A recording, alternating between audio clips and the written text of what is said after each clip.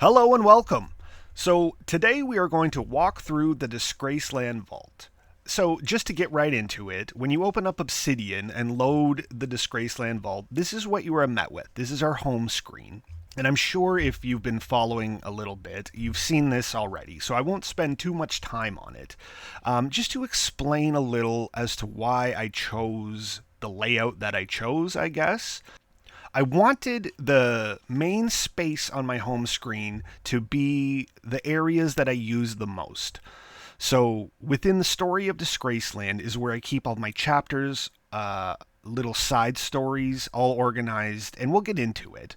But I'm in there a lot, so I keep it right here. Just as soon as I load the vault, I can get right in there and get to writing if I need to.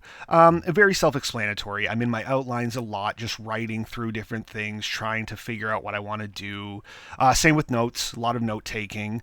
And the TTV Evening News Report. What I like to do here is I like to keep little headlines of things that have happened in my world. I have chapters broken down by the day, so it was easier for me to use kind of a newspaper theme as a way to keep track of all the things that have happened on each day or chapter. In this case, and the various major plot points that have taken place, just so I don't lose track of the main ideas, and I have a quick and easy accessible spot that I could see right here, right at the top. And lastly, I have my map. I do spend a lot of time in my map, moving around characters once they go to a different spot. I like to have a visual guide as to where I've put everybody. I like to keep important locations marked. I like to come in here if I need to know that we'll take our newspaper reporter, Rachel Gold, and we'll say Rachel has to go into Amber Valley. So she's going to look at about a 50-mile journey. A 50-mile journey in Disgraceland, very limited access to fuel, automobiles. I mean, we can make a chapter out of that, you know? So I keep track right here visually as to where everybody is, what is happening. It's just easy. It's easy for me. But again, these can be whatever you want them to be. If you're not writing stories and you want to use this for homework, these can be different subjects. These can be whatever you need them to be. And here is our little call out box where we keep what makes Disgraceland live. I like to keep everything here accessible when I need it, or I need to make changes, or I need to reference something, and we'll get into all of this a bit more, but for now it's just right here. Here is just my TTV Evening News Report again, just the latest day's headlines. You can go to read more, and it'll bring you right to it. We've already seen it, though. And then we go down, calendars here. Everything that has happened so far has been tagged and documented within the calendar. You can go to whatever has happened already on whatever day. You can keep track of upcoming events. Like today, I don't know if you can tell, but the 12th here is bolded. So today, at least in my Disgraceland vault, it is Bloom Sun the 12th. And we know in a couple of days we have the Ashmore Festival. We know on the 25th there's a World Lucha Libre event happening. I just like to have a spot where I can see when things are going to happen. As we go down, we have my latest chapters. This updates automatically, so I don't need to do anything aside from tagging my chapters appropriately. But other than that, the latest 3 chapters always just populate up in this little list to the right. Coming down here, I keep a list of all my territories, and again, these are just call-out boxes, and you can style them any way you want. And we come in here, and just as a quick note, we can change this plus to a minus, and that will keep that closed from now on. It's up to you how you want it laid out. I also keep more important locations just to get kind of zoomed in a bit closer to my territories. Just important spots that I've been working on lately. And finally, a last modified section of everything that we have worked on, not just characters, but everything overall in your entire vault gets populated here, which is very handy to have. Okay, and then taking a look at the Disgraceland chapters. This is where I keep all my story writing. Any events, anything I want to do in Disgraceland, I usually put in here. I keep a little call-out box showing an overall synopsis of the story.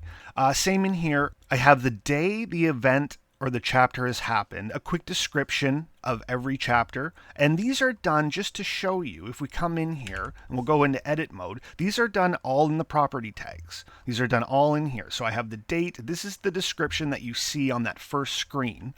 So if we go back to it, these are the descriptions that show up here. They populate in the description. And this is done just by adding cover, date, description. So if you come back here, cover, the date, and the description. Now, you can go in, of course, and add anything you want. Date, you can change, make it the hour. You can make how the weather's doing. Anything you want. So we'll come back into our story of Disgraceland page. So we have our main chapters here. Over here on the side, B-sides from the end times. It's where I kept little side stories that don't necessarily need to be included in the main chapter, but are relevant enough that I want to have a section where I can have little one-shots, just quick little scenes that have been happening as I go. And that's where I've been fleshing out my story, just in here. And this can all be edited to suit your needs any way you want. And you can come in here, and of course I will go down a little bit to the chapters, and we can change this in any way we need to. Instead of grid, let's use portrait, and instead of 4 columns, let's do 6. And then we'll go back, and how does that look? Okay, so, well, we have a bit more space so we can keep going, and of course this will just keep auto-populating down as we go. But yeah, that's not a bad look either. I like that. Let's see what else we can do. So we'll come back in here down to chapters. Instead of grid, we'll do square. Instead of 6 columns, let's do 3. And okay, so now we got some big blocks. But, I mean, you can style it any way you want. I'm just showing you how you can go in and change things if you want. Okay, now getting in a little deeper, we'll take a look at the calendar. So this is our calendar page. And this is it's very simple. It's just the calendar. This is the calendar right here. So all this right here is this top section, showing you we can go week, date, month. We can have the whole year laid out if we choose. That's not really the way I like to style it. I prefer to do month view, but that's just me. And I just have a quick rundown so I don't get confused of what days are what, of what months are what. I have seasons. I have a list of important days that are in my world. And that's the calendar screen. And the last thing, I guess, is I have my calendar page set to this. So anytime I put a date somewhere, I always make sure to tag my calendar page so I can easily and quickly come back and view my main calendar screen. Okay, next we're going to go in and we're going to take a look at the culture section. So what I did here was I took any pieces of popular culture that I have created and that exist in Disgraceland. I've added to kind of a main hub here. And you'll notice that you can hover over each one and see a little bit of info, and of course you can click on them and get in even more detail to what you're looking for. But I like to have an organized spot where I can come and reference things quickly. I can pull on lore in a certain setting where it's applicable and it makes sense to be in. I can come in here and get a quick rundown of exactly what I'm looking for. And I just have it broken down into different sections. I have entertainment, I have a little music section, I have sports in the world, big players in the world, news and journalism. And we can keep going, keep adding different headings, fine tune it even further. And we'll come back to the home page here and we'll take a quick look at our economy. So this is our economy layout. Again, just explaining how money works. There's nothing too special about it really. This is how the tables have been set up if you wanted to take a look. It's the same on the home page with a call out box. Over here we're making sure it aligns to the right to give us this sort of style, which is what we want. And yeah, just a quick little layout of the economy in Disgraceland. Okay, next we're going to hop down here. We're going to go over to the lore section. So in my lore section, I have every single thing that I have tagged lore, and it spans my entire vault. It's everything from history to events or occasions that have happened, people, places, drugs, television shows, sports. I just like to have a main section where everything that kind of makes my world breathe is all gathered, just for a quick and easy reference. And this is all just to take a look here. This is all just broken down with data cards. So the way I have it set up is the only tags I've been using on my lore properties are I make sure I have the cover image set, and I make sure I have a little info blurb. And I usually keep it to about a sentence because I find any description longer kind of it goes off the page here. As you can see, it kind of goes out of the box. But if we don't, like, it doesn't need to be square again. Like we could set it up this way, so now you can read everything as it should be. It's just personal preference, however you want to lay it out. Okay, to keep going here, we'll just quickly hop into the religion page. The religion page I have here, it's just an overview. There's not a lot to it, sort of because I have the individual religions in the world broken down to their own pages. This is just an overall main page where I have summaries, I guess, of each one. Just quick and easily accessible.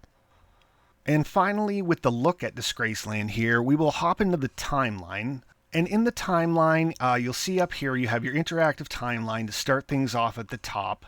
Everything, zoom in and out on it, just with the scroll wheel. And it's fully customizable. You can create your timeline, add your events, add your colors, everything you want to do to it.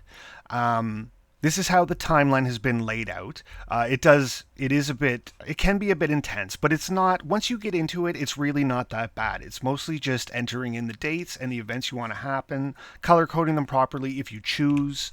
I just like it for organizational purposes, so I know what's happened, what's not happened.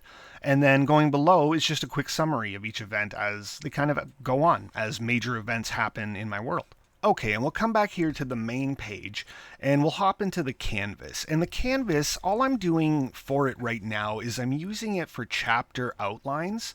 Just like this happened first, this, and this. And this is the B side to the chapter, which is like a post-credit scene that I've been adding to them. And I've just been keeping it as a guide so I know where I am, what's happened. And I like to keep the canvas open as I'm working on outlines. I find it's very easy to just quickly click and drag and see what's happened, where I want to go.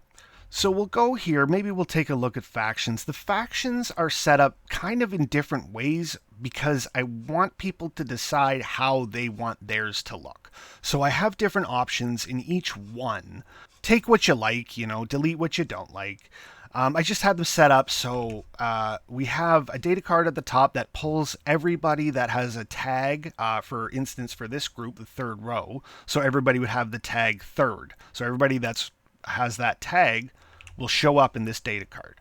And then we go down and it's just broken up. Again, just like the other pages, I have a clean right panel just to show the image. And, again, this can be anything. This, of course, is how you change the size. So if you want to make it huge, go right ahead. Going down, and it's mostly headings, subheadings, just a lot of information, a lot of links together, and just an overall summary of the group. And then we'll go up here and we'll take a look at our characters. Our characters are sort of laid out the same way. As you can see here, all the properties. These are the tags. These are the chapters she's been in. These are the actual chapters she's been in. This is how you get them to pull here. So every time we add, who are we on? Ava Victoria. So every time we add Ava Victoria to a chapter, we add it in here as another chapter, and it'll populate in her appearances list. And this is true for everybody. Right now, Geo Huxley has not appeared in a chapter yet. He was sort of a newer character. We haven't done anything with him yet. But when he does, he will show up here. Just right now, there's nothing showing. Okay, and just one more quick note on the characters here. If we go to, let's pick, we'll go to Scumbag. If we go to Scumbag, I showed you before how if you make a note in the properties of the chapters that they've appeared in. For instance, Scumbag has appeared in one B-side, and he's appeared in one chapter. Showing here. It'll populate in this list. But if you'll notice, they're also in the tags, chapter 7 here and B-side 1 here. And the purpose of that is to, if we just come back to our story, and if you go to the chapter that it said, I believe it was this one. So there he is right there.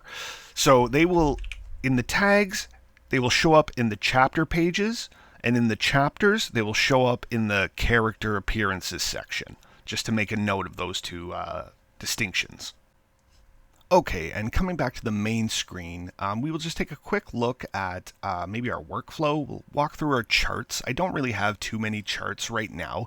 Um, I have one for the characters. There's also a lore section in here, just as a quick way I can keep track of how much lore I've added. And I have a quick religion reference chart, just to see what the most predominant religion going is, so I don't beef one up more than the others, at least intentionally. There's also a property key dashboard that has the entire listing of all the characters and all the tags that they have within, and it is just a very thorough reference guide if needed. It's here in the workflow. These two outlines, scratch notes. Scratch notes is basically my test page. This is just a place where you can run through testing out different functions, plugins, anything you want, code, anything you want to just not mess up any other pages is usually where I put in my scratch notes. Outlines is just the outlines page that's referenced on the main page here, and that's about the workflow. We'll take a look at our graph here. It's nicely color-coded, laid out. Just if you don't know, for reference, in Obsidian, no plugin needed. You just click on the gear icon, go into your groups, and you can add and color code any of your notes or anything you need to, just to give it a better visual reference guide. And so I do believe we've walked through pretty much everything, at least touched on everything important within Disgraceland. I do plan to do more thorough videos walking through specific things in finer detail, like setting up your own calendar from start to finish, or creating the map from beginning to end. If there's anything that you specifically would like to see a video of detailing something you don't understand, or something you would like to know how it works or how it's written, please let me know. I am Mark, I am with Pratt Design, and I will see you around.